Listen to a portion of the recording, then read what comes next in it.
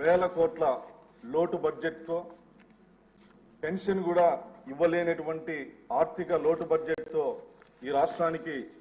ముఖ్యమంత్రిగా బాధ్యతలు తీసుకున్న నారా చంద్రబాబు నాయుడు గారు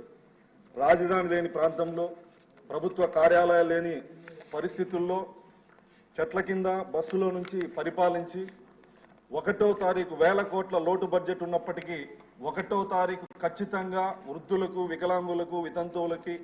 పెన్షన్ ఇచ్చినటువంటి ఘనత, అదేవిధంగా హామీ ఇవ్వకపోయినా పట్టుసీమని నిర్మించి లక్షల ఎకరాలకు సాగునీరిచ్చి లక్షలాది మంది రైతుల జీవన విధానంలో వెలుగులు నింపినటువంటి నాయకుడు చంద్రబాబు నాయుడు గారు. ఆయన నాయకత్వంలో ప్రవేశపెట్టినటువంటి ఈ బడ్జెట్ మీద మాట్లాడే అవకాశం కల్పించినందుకు మీకు మరొకసారి కృతజ్ఞతలు తెలియజెప్తూ, గత 5 సంవత్సరాల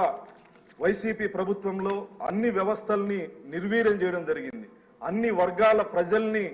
సంక్షేమం పేరుతో సంక్షోభంలోకి నెట్టివేయడం జరిగింది. యువగలం పాదయాత్రలో అన్ని వర్గాల ప్రజలు కన్నీటితో మా నాయకుడి దగ్గరికి వచ్చి అన్ని వర్గాలు, బీసీలు, ఎస్సీలు, ముస్లింలు, గిరిజనులు, అన్ని వర్గాల ప్రజలు ఆ ప్రభుత్వంలో పడుతున్నటువంటి ఇబ్బందులు, ఆర్థిక కష్టాలు, సంక్షేమానికి దూరమైనటువంటి పరిస్థితిని కన్నీటితో చెప్పుకున్నటువంటి ప్రతి వర్గం కన్నీరు తుడిచే విధంగా ఈ బడ్జెట్ ఉందని చెప్పి నేను సందర్భంగా తెలియజేస్తూ, ఏదైతే ఎస్సీల కోసం సప్లాన్ నిధులు కానీ, ఎస్సీ ఎస్టీ సప్లాన్ నిధులు కానీ, సంక్షేమం కోసం పెట్టినటువంటి 18,497 కోట్లు కానీ, గత ప్రభుత్వం బడ్జెట్ కాగితాల వరకే పరిమితమైంది. ఆచరణలో అణగారిన వర్గాలని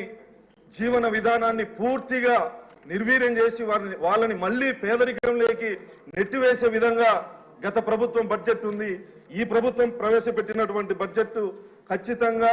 దళితుల యొక్క జీవన విధానం మెరుగుపరిచే విధంగా, ఎస్సీ ఎస్టీ కాలనీలు మౌలిక వసతులు కల్పించే విధంగా ఉంది. గతంలో 14 నుంచి 19 వరకు ఉన్నటువంటి ప్రభుత్వం గ్రామాల్లో ఎస్సీ కాలనీల్లో సీసీ రోడ్లు వేయడం జరిగింది తప్ప గత 19 నుంచి 24 వరకు 1 కిలోమీటర్ కూడా సీసీ రోడ్లు వేయలేనటువంటి పరిస్థితి. గౌరవ ముఖ్యమంత్రి నారా చంద్రబాబు నాయుడు గారు భావితరాలకు ఆత్మస్థైర్యం కల్పించేందుకు, దళితుల్లో పేదరికం చదువుకి అడ్డు కాదనే ఉద్దేశంతో వాళ్ళకి ఆత్మస్థైర్యం నింపడం కోసం విదేశీ విద్యకు డాక్టర్ బాబాసాహెబ్ అంబేద్కర్ గారి పేరు పెడితే భావితరాల్లో ఆత్మస్థైర్యం నింపడం కోసం ఆ పథకాన్ని నిర్వీర్యం చేస్తూ వ్యక్తి అహంకారంతో, అధికార అహంకారంతో విదేశీ విద్యకు జగన్ రెడ్డి పేరు పెట్టుకొని ఏ ఉద్దేశంతో అయితే గౌరవ ముఖ్యమంత్రి చంద్రబాబు నాయుడు గారు ఆ పథకానికి ఆ మహనీయుడు పేరు పెట్టారో ఆ ఉద్దేశాన్ని కూడా నిర్వీర్యం చేస్తూ అసలు ఉద్దేశాన్ని పక్కకు పెట్టి కేవలం ఆయన పేరు పెట్టుకోవడం జరిగింది. మళ్ళీ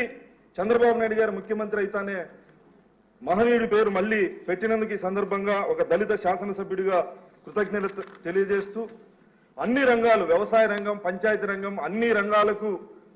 పెట్టినటువంటి బడ్జెట్ ఇది గ్రామీణ ప్రాంతాల్లో క్షేత్రస్థాయిలో పేదరికాన్ని నిర్మూలించేటువంటి బడ్జెట్, క్షేత్రస్థాయిలో ఉన్నటువంటి ఎస్సీలు, ఎస్టీలు, బీసీల యొక్క జీవన విధానం మెరుగుపడేటువంటి బడ్జెట్. గతంలో గౌరవ ముఖ్యమంత్రి చంద్రబాబు నాయుడు గారు 14 నుంచి 19 వరకు ఆయా కులాల కార్పొరేషన్ని ఆర్థికంగా బలోపేతం చేసి ఆ కులాల యొక్క ఆర్థిక స్థితిగతులు మార్చేందుకోసం కార్పొరేషన్ని బలోపేతం చేస్తే, జగన్మోహన్ రెడ్డి గారు ముఖ్యమంత్రి అయిన తర్వాత ఆ కార్పొరేషన్ని పూర్తిగా నిర్వీర్యం చేసి ₹1 బడ్జెట్ పెట్టకుండా ఎస్సీలని, ఎస్టీలని పేదరికంలోకి నెట్టివేసినటువంటి దుర్మార్గపు చర్యల నుంచి ఇప్పుడు ప్రవేశపెట్టినటువంటి బడ్జెట్తో మళ్లీ దళితుల యొక్క జీవన విధానం మెరుగుపడుతుందని సందర్భంగా ఆశాభావాన్ని వ్యక్తం చేస్తూ, విద్యారంగం అధ్యక్ష, నాడు నేడు పేరుతో కోట్ల రూపాయల అవినీతి జరిగిందనడానికి అనేక ప్రత్యేక సాక్ష్యాలు ఉన్నాయి. కేవలం రంగులు వేయడానికి మాత్రమే బడ్జెట్ ఇచ్చి ఆ బడ్జెట్ కూడా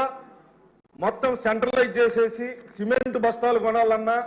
భారతిరెడ్డి గారి ఫ్యాక్టరీ నుంచో లేదా వాళ్ళకి సంబంధించినటువంటి ఫ్యాక్టరీల ద్వారానో కొనాలి, లేదా ఎలక్ట్రికల్ వస్తువులు కొనాలన్నా అవినాష్ రెడ్డికి సంబంధించినటువంటి ఎలక్ట్రికల్ వస్తువులు మాత్రమే కొనాలి. అక్కడ పనిచేసేటువంటి కాంట్రాక్టర్ కానీ ఎవరు కూడా అక్కడ అవసరమైనటువంటి వస్తువులు కొనడానికి లేకుండా కేవలం ఆర్థికంగా దోపిడీ చేయడానికి మాత్రమే నాడు నేడును ప్రవేశపెట్టడం జరిగింది గత ప్రభుత్వం. గౌరవ విద్యాశాఖ మంత్రి గారు సంపూర్ణంగా దాన్ని విచారణ జరిపించాలని సందర్భంగా విజ్ఞప్తి చేస్తూ అన్ని రంగాల బలోపేతం కోసం ప్రవేశపెట్టిన ఈ బడ్జెట్ మీద మాట్లాడే అవకాశం కల్పించిన మీకు కృతజ్ఞతలు తెలియజేస్తాను. గౌరవ